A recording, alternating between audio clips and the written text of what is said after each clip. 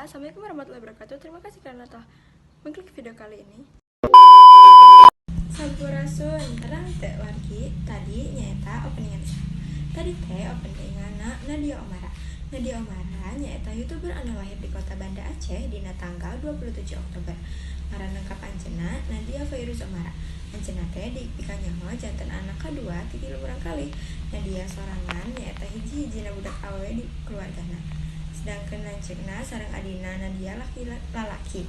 Lanceukna Nadia teh Khalil Azman Omara sareng adina Nadia nyaeta Yaziz Omara.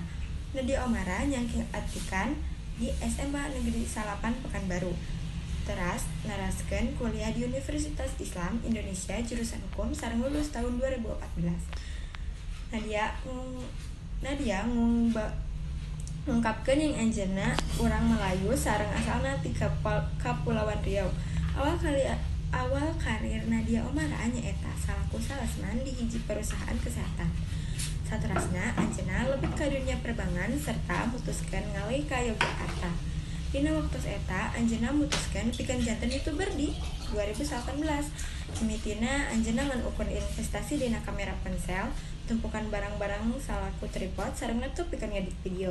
Nadia nekat henteu ngaluarkeun artos kanggo ngagaleuk barang-barang upami anjeunna henteu acan ngadamana naon tina YouTube. Video munggaran Nadia ngeunaan pangakuan sadis dina media sosial diunggah dina 18 Juni 2019.